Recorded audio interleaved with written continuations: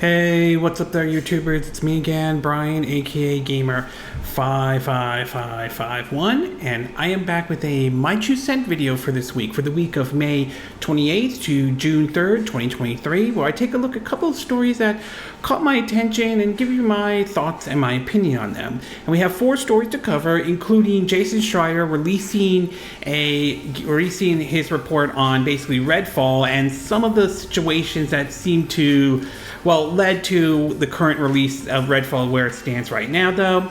Nintendo basically going after emulators and all. Reports of the possibility that Sony, not only will Sony may have another showcase in the works, but Nintendo might be doing one as well. And the developers who released the game Gollum basically issue an apology and all. And if you're interested in where I got the source of these information, though, links will be in the description of this video, assuming you're watching this on YouTube. But before we get started, though, I would like to do what I like to call is the quick My 2 Cents, stories that kind of caught my attention, but I'm not going to go into a huge amount of detail. So the first one has to do with that South Korea is now the latest country that so far has given the approval of Microsoft purchasing Activision Blizzard. Though they follow with others like Japan and all, and join the ranks of countries like Serbia and even the EU, which was also a big one. Though we haven't heard yet about in terms of New Zealand and Australia, though, although I would say I'm leaning more towards the most likelihood they're going to say yes, but we'll have to wait and see what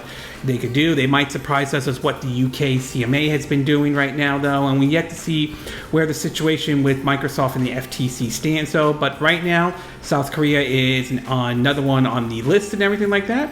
We also learned that The Witcher 3 Wild Hunt has now sold 50 million copies worldwide. I think that's very good. Witcher 3 is definitely a fun game indeed, though. I am looking forward to seeing this supposedly a remake of the first Witcher game, and there are reports about a sort of a Witcher multiplayer, although there have been reports that has been sort of in development trouble as of lately, though. So we'll have to wait and see if that game ever sees the light of day. But great to see that Witcher 3, it basically sold 50 million copies, though. You know, the latest entry has been on the Nintendo Switch, followed by I think a next-gen upgrade for the PS5 and Xbox Series X and S.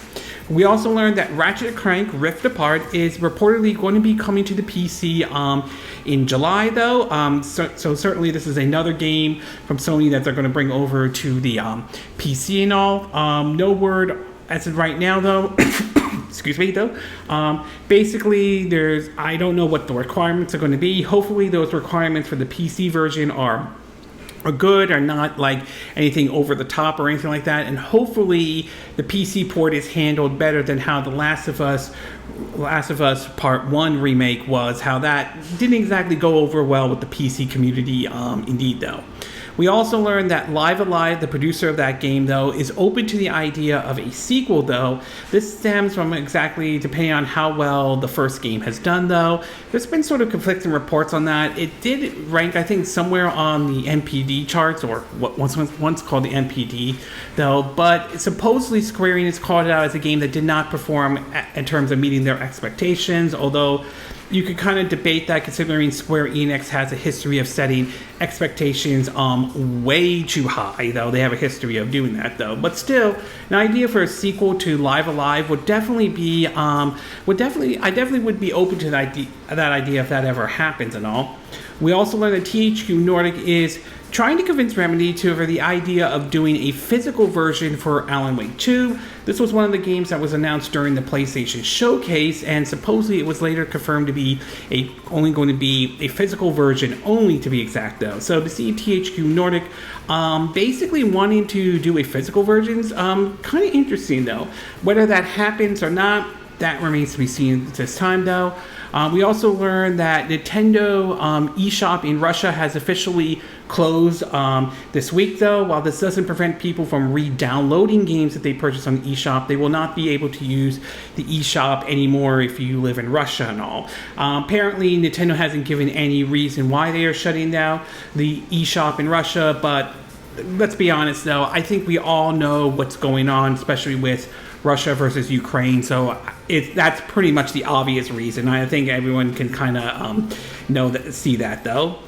We also learned that basically the former directors and folks who worked on Cyberpunk 2077 and other projects from CD Projekt Red, like The Witcher and all, have formed a new studio called Blank, though. No word on exactly what the game they are working on at this time, though. It will be very interesting, though. Like I said, it would be very interesting to see what the folks who worked on Witcher and Cyberpunk 2077 could come up with, though. I'm very curious to see what kind of project they will put out in the foreseeable future, though. And last but not least, there has been reports that Xbox has been teasing about basically what we could see is maybe Fable making an appearance at the upcoming Xbox showcase. This has to do with a tweet that Microsoft put out that basically showed music from the Fable series to what looks like glitter and all on a Xbox controller, going all the way up to showing when the Xbox showcase is going to happen, though. Whether or not Fable will actually make an appearance at the Xbox showcase remains to be seen. We'll find out probably in 9 days and all to know for certain if that is the case, and whether it will be another CGI trailer or will we see an actual gameplay. And if Fable is going to be shown, is it the rebooted Fable game that we know Playground Games is working on, or is this going to be like a remaster treatment or something like that? Maybe something along the lines of like a Gears of War collection or anything like that. But we'll find out on June 11th, and we'll see what Microsoft has to show during their showcase, along with the Starfield Direct and all. And last but finally, in the movie/TV show of the My True Center, there is reports that supposedly rumored for who the Sonic the Hedgehog 3 villain is, and apparently it's Aubrey Plaza, if I'm saying her name correctly, has been the top choice for basically the Sonic the Hedgehog 3 villain and all. Supposedly the claim is that, Jim Carrey has retired from basically acting, though I've heard back and forth about that one, though. I have also heard the possibility that she might be voicing basically, I think, Rogue, for one of, who was friends with, Shadow and all from, the Sonic the Hedgehog series, though. And it does make me kind of wonder if Shadow is going to play a bigger part in the Sonic the Hedgehog 3 movie and all. So right now, it's a rumor, but we don't have anything concrete at this time. Supposedly, they're aiming for a 2024 release date, assuming, pending the whole writer strike situation doesn't throw a wrench in it, though. We also learned that The Witcher's Netflix series is going to be getting a 5th season, which is kind of rare to some degree because Netflix has a history of canceling popular shows or doing one season of it, to be exact, though, with some exceptions like Castlevania to Stranger Things and all. So to see The Witcher getting another season is certainly nice, though. It is worth pointing out that, Henry Cavill will not be back, though, for the 5th season. I think it's another actor that will be taking his place in playing Geralt of Riverdale for the Netflix Witcher series, though. But still nice to see that it's getting a 5th season, though.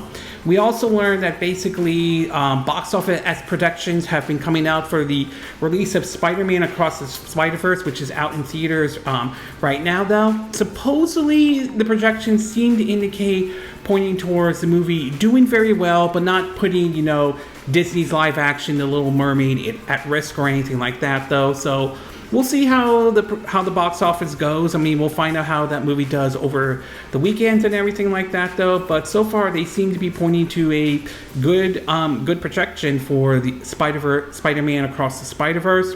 We also learned reports that it seems that the sequel for Deadpool 3 might be in trouble, and some of this may have to do with Ryan Reynolds in terms of he's both sort of a writer and a producer and somewhat for the third Deadpool movie and all, and that might be an issue with the whole upcoming writer strikes going on, though. Again, nothing has been officially confirmed at this point, though, but yeah, I could see where basically it could be an issue if this report is actually true, though. We also learned that supposedly that there are plans for Vox Machina getting a 3rd season, and supposedly the reports seem to indicate that it will be a continuation for what was season 2, which is sort of a longer arc than what season 1 is, though. But we also, at the same time, we've also been hearing stuff like The Last of Us season 3 may not happen or anything like that. There's been some reports back and forth about this though, so it may or may not. There were originally reports that since this Last of Us Season 2 is going to cover Last of Us Part 2, it might be split into 2 seasons. That may not happen, but nothing has been official yet. And last but not least, with the whole writer strikes going on, it seems as though that some studios are starting to feel the impact of it and starting to lose money and all that stuff. So this really isn't surprising though. I hope this gets resolved soon though, but it'll be very interesting to see how long this writer strike really does last and all. Okay, with the Quick My 2 Cent part and the movie TV show part now done, we'll get started with our first story, and this one has to do with the Lord of the Rings Gollum game and the response developers gave after how the game launched. Well, let's just say not in the best of states, though. And apparently, when it comes to Lord of the Rings games, there are plenty of Lord of the Rings video games out there. Some of the most famous ones that I remember are like Lord of the Rings The Two Towers and Returns of Kings, both from EA when, EA wasn't being the EA of today, to be exact, to Middle-earth: Shadow of Mordor, though, as being some of my favorite Lord of the Rings games, to be exact, though. And we've seen some here and there, ranging from Hobbit to now the recent one, Gollum. Basically, the character says, the famous "my precious" and all. Sorry if I can't do a great impression of Gollum or anything like that. Well, the game has recently came out, the Switch version, supposedly coming supposedly later this year and all. Again, I could be wrong on that though, but apparently the game has come out to not the best of response that the developers wanted. There were reports of bugs and glitches and all, to the point that developers had to respond to this situation. And while there have been several articles pointing this out, though, apparently they posted this on Twitter to sort of basically respond to this. They said, quote, "Dear players, we would like to sincerely apologize for the underwhelming experience many of you had with The Lord of the Rings Gollum. Excuse me. Upon its release, we acknowledge and deeply regret that the game did not meet the expectation we set ourselves or for our dedicated community. Please accept our sincere apology for any disappointment this may have caused. Our goal as a studio and as a passionate Lord of the Rings fans has always been to tell a compelling and immersive story-driven adventure. Crafting a story with Middle-earth as our playground has been the greatest honor and the biggest challenge we have faced so far." At Delicate, if I'm saying Entertainment, if I'm saying the name correctly though, we understand that the game's success relies on the enjoyment and satisfaction of its players. We genuinely value your feedback and have been actively listening to your voice, reading your comments, and analyzing the constructive criticism and suggestions you have provided. Our developers team has been working digitally to address the bugs and technical issues many of you experience. We are committed to providing you with patches that will allow you to enjoy the game to its fullest potential. Once again, we deeply apologize for any inconvenience caused, and we appreciate your understanding during this time. We will continue to keep you updated on our progress and provide transparent communication regarding the upcoming patches and improvement. Your passion and dedication as players have been the driving force behind our determination to make things right. Thank you for your support. Sincerely, the developers and all. Now, while I appreciate the fact that they are willing to apologize for this game, and I think they should, though, that still doesn't change the fact that this game, if the complaints are true, should never have launched in the state that it was in right now. I don't know whose idea was it to say, yeah, this is okay, just let's send it out and everything like that, though. I mean, this is one of the problems this generation and what we're seeing now is developers pushing this whole ship it, broke it now, and patch it later attitude and all. And this kind of attitude really needs to stop, though, okay? Look, I'm not saying every game is perfect, but when you ship it out, at least needs to be something that can be fun and enjoyable, and you're not running into a whole bunch of unnecessary bugs or glitches or anything like that to make the game outright unenjoyable, to be exact though. And what makes it even worse is now there are reports that the game has basically made it into the top 10 in the UK despite the rough launch and everything like that. And when you see something like that, that just encourages more of this kind of behavior, and this behavior needs to stop and all. So now whether this means this game could be fixed or anything like that, who knows? I mean, it might, or it might be just be doomed to fail to even, with this patches, it might be too little too late to fix the game, to be exact though. And it is a little bit unfortunate though, because the idea of playing Gollum does sound interesting and all. It's just that it's really a shame that it was shipped in the condition that it was really in and all. So hopefully though, the game does get fixed. Hopefully it might make people try the game again once the game, if the game actually does get fixed though. But like I said, the developers absolutely deserve the backlash and criticism, and this game should never have shipped in the condition that it was in, though.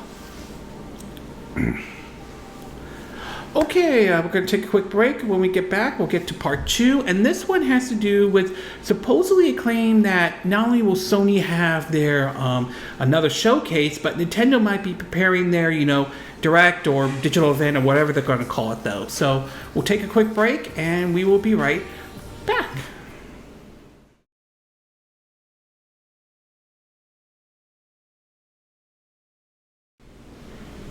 Okay, and we are back with part 2 of my 2 cent video, and for this one we're going to be taking a look at Nintendo and Sony and rumors about them holding their own showcase and everything like that. Now normally around this time, this would be the start of when we start hearing about E3 and everything like that, and we'll be gearing up for that event and everything like that.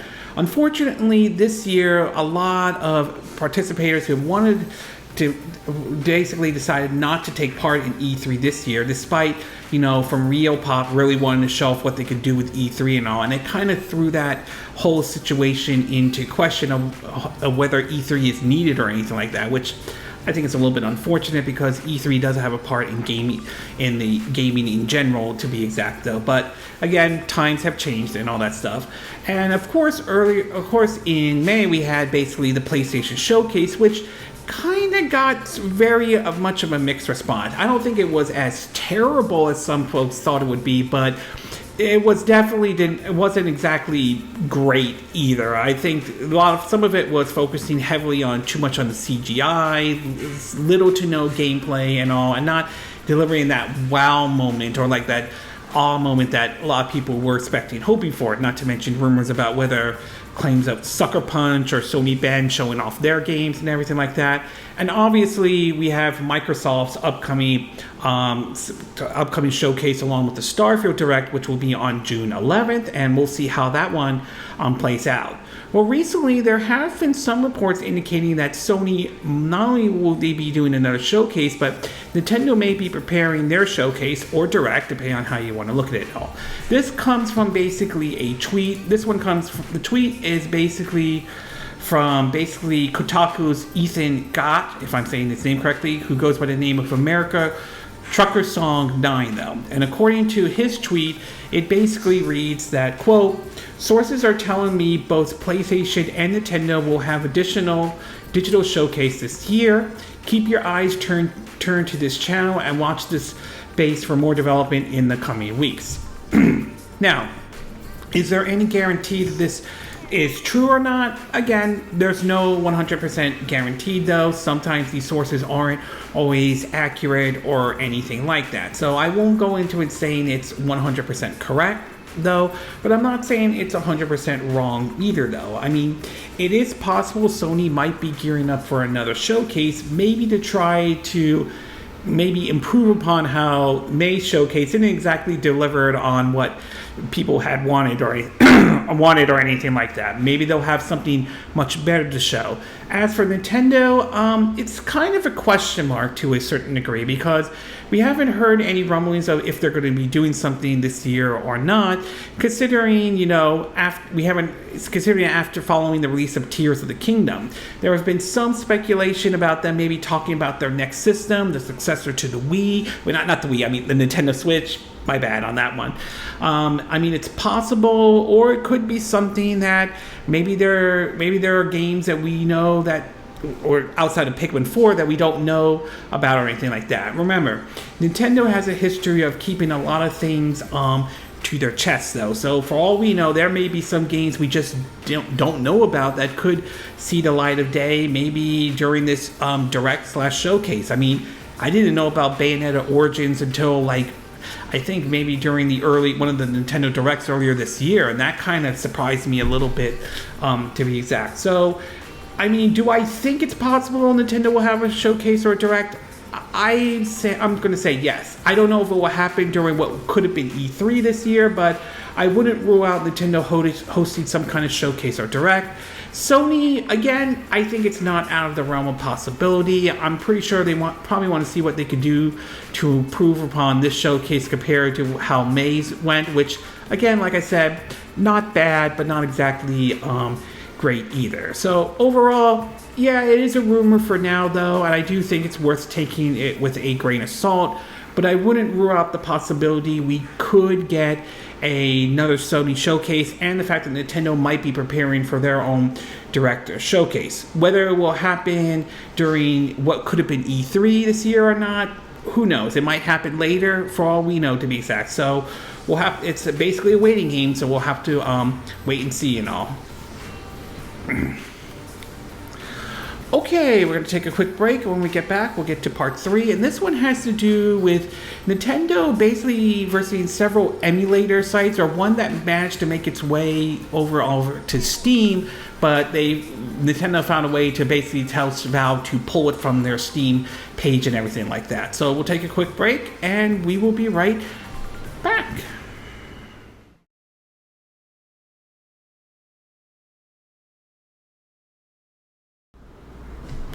Okay, and we are back with our third part of my excuse me, of my My 2 Cent video for this week. And for this one, we're going to be taking a look at Nintendo versus, emulators and, their ninja lawyers getting involved and everything like that. Now, if there's one thing about Nintendo that is well documented and well known for, is that they are very well known to be extremely protective of their IPs and everything like that.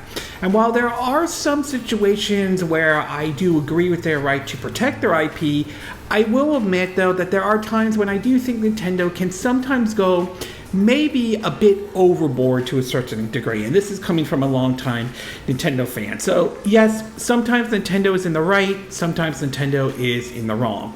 Well, recently, though, Nintendo managed to basically go after what is used are dolphin emulators, or people emulating, old games like GameCube and even Wii titles. And recently they went after, because of basically the fact that it was available to use on Valve's Steam page, though.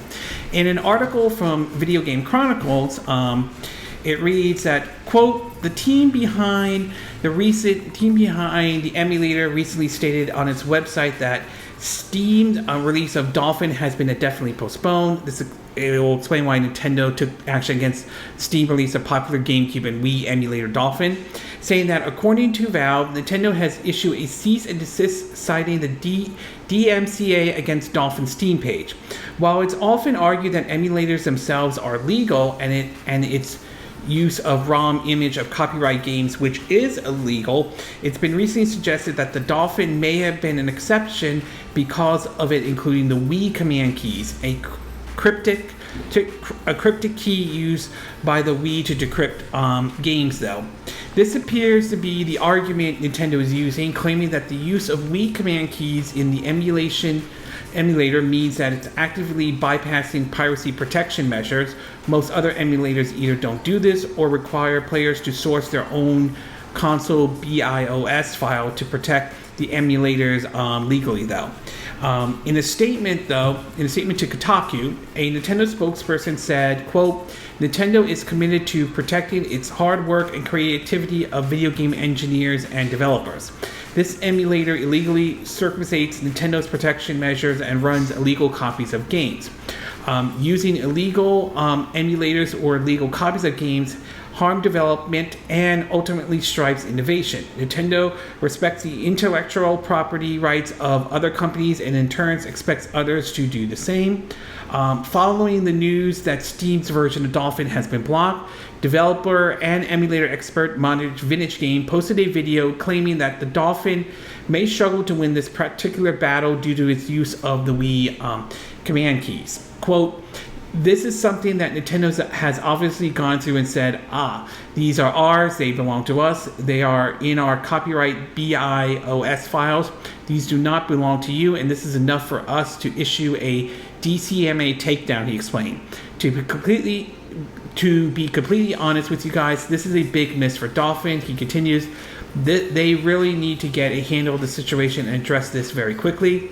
I'm a little surprised that this only result in a removal or an indefinite takedown of Dolphin on Steam and not the actual GitHub retrospectively, because again, having this stuff like this is a big no-no. Nintendo has also recently issued multiple DCMA takedown requests to GitHubs to remove a homebrew tool design to make it possible to play Switch games on emulators. Now, as far as emulators go, I'm kind of mixed on this though, and I could see the argument for and against this to a certain degree. On one hand, I could see somewhat Nintendo's argument to a certain extent on why they want to be extremely protective of their IP. You know, they want people to buy their games, not basically download them and not be able to pay for them at all. But at the same time, I also see the game preservation argument that's also been thrown around. And that's been a very big issue with a lot of these games, particularly with game preservation and all. I mean, we saw this issue when Rockstar announced, the Grand Theft Auto Trilogy, the Definitive Edition, and we saw how that turned out to be exact. And it also brought up the game preservation because of people want to remember, the original and how that played and feel and all. So I'm kind of mixed on this situation, to be exact, though. I mean, like I said, I think there are certain arguments in favor of emulators and all, and some argument in favor of why Nintendo is doing this, though. I think if Nintendo really doesn't want GameCube games being on emulators, why not start porting more GameCube games over to the Nintendo Switch, like Paper Mario: A Thousand Year Door, which we're hearing rumors about, to be exact, though. So I'm kind of split on this one, though. Like I said, I think there's an argument for and against this. So overall, though, to some degree, Nintendo's in the right to protect their IP, but at the same time, I do agree with some of the arguments in favor of emulators, as it does in some ways help, game preservation to a certain extent and all. Okay, we're going to take a quick break, and when we get back, we'll get to our fourth and final part of our video, and this one has to do with a report from Jason Schreier, who works at Bloomberg, on the whole Redfall situation. So we're going to take a quick break, and we will be right back.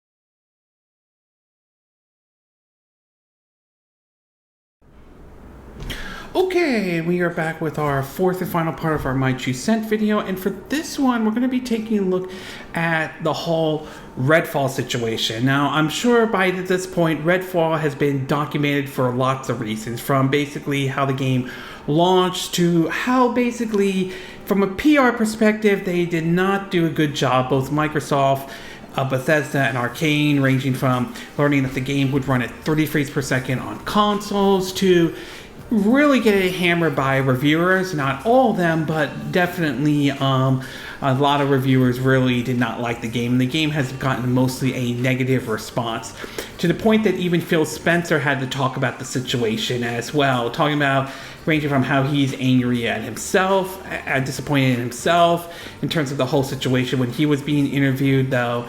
And, well, recently it seems that Jason Schreier, who is well known for basically putting out some of these stories, interesting look at what the situation is, has struck again, this time looking at the whole situation surrounding Redfall and all. Now, granted, he's working at Bloomberg, and sadly, Bloomberg has a paywall when it comes to basically their articles, and to be exact, though. But we do have some snippets, and this one comes from Video Game Chronicles, though. And here's what they have to say, to be exact, saying, quote, According to a new Bloomberg report, the game development was hampered by a lack of clear direction, a high turnover of staff, and an insignificant resource for what was billed as a AAA game, though. The report, which is based off the account of over a dozen anonymous sources who worked on the title, said the project started development in 2018 after being pitched to staff as a multiplayer arcane game. Some members reportedly found the pitch confusing and felt unsure that the sort of gameplay Arcane was known for would translate well in a co-op setting. The game reportedly suffered because its development team was continually understaffed, with Arcane Austin office employing fewer than 100 people and insignificant outsourced support offered by Bethesda. Many experienced developers who weren't interested in making a multiplayer game reportedly left the studio, with almost three-quarters of Austin staff who worked on 2017 Prey said to have departed Arcane by the time Redfall was finished. Arcane is said to have experienced difficulties filling vacancies with lower than average salaries, its Texas location, and the desire of prosperity employees to work on single-player initiative sins viewed as a contributing factor. When development of the game started, Bethesda's then parent company ZeniMax was reportedly pushing the studio to develop a live service title, and according to Bloomberg, Redfall had a significant microtransaction plan in place for 3 years before it was scrapped in 2021. That same year, Microsoft acquired ZeniMax in a $7.5 billion deal, and some Arcane staff reportedly hoped that the Xbox maker might cancel Redfall or reboot it as a single-player game. However, Microsoft took something of a hands-off approach to Bethesda's game development studio, as Xbox Phil Spencer acknowledged in a recent Kind of Funny Game interview. He said, We didn't do a good job earlier on in engaging Arcane Austin to really help them understand what it meant to be part of Xbox and part of first party, and use some of our internal resources to help them move along that journey even faster, he said. We left them to work on a game. They're very talented. I love that, and I still do, and I will totally bet on them to do another great game. But when Xbox Game Studio head Matt Bootsy and ZeniMax president Jamie Letter sit down, I think we can engage earlier with our different studios, and I do think there's a difference when we come in when the creative is already set on a game, and that's not washing our hands. Even every game we ship from our team is an Xbox game, so we take full responsibility of it. Spencer said he believed the platform holder did a better job with Bethesda's other 2023 release, the upcoming sci-fi RPG Starfield, in terms of assisting development because the game was earlier in production when Xbox acquired it. We should have been there for Redfall co-creator director Harvey Smith and the team earlier. I think that's on us. He continues, and then thought the process. It's an Unreal Engine game. We had a bunch of studios that have done some really great work on Unreal over the years, and I think we were too late to help in that when they had certain issues. So basically, in terms of Redfall, when you look at the whole situation on that, I think it's pretty obvious the blame goes around to a lot of people, to be exact, though. I mean, I agree that Microsoft shouldn't get the 100% the full blame and all, but that doesn't mean that they're completely off the hook on this. I agree the majority of it does fall on ZeniMax that wanted to push for this live service, and the leadership at Arcane Austin as well, as it's pretty clear that some of the development team did not agree with this approach. But at the same time, Microsoft isn't completely out of the woods on this one as well. I think taking the hands-off approach can be somewhat of a good thing, but not all the time. They took sort of a hands-off approach with 343 when it came to Halo Infinite, particularly on the multiplayer side, and that led to a lot of problems that's been going on, including drips of content going for that one as well. And this one, obviously, they should have been more involved once they purchased Bethesda and everything like that. And the fact that they did it is well, kind of led to the situation that Redfall is in right now. And that's really the sad thing about it, though, is that I think Redfall's not a god-awful game or anything like that, but it is a very disappointed game, to be exact, and everything like that, though. I mean, it's really a shame because somewhere in there is an idea for a good game. It's just, unfortunately, is being overshadowed over how badly the game launched when it first, when it's coming out, though. I mean, could the game recover? That's going to be a very hard thing to do, especially with this report coming out from Jason Schreier and all. I mean, yes, it's not out of the realm of possibility. We saw that with basically Cyberpunk 2077 and Final Fantasy 14, but you cannot ignore the fact that it may also suffer the fate of what we saw with EA's Anthem, Square Enix's Babylon Fall, though. Square Enix is also Marvel's Avengers. So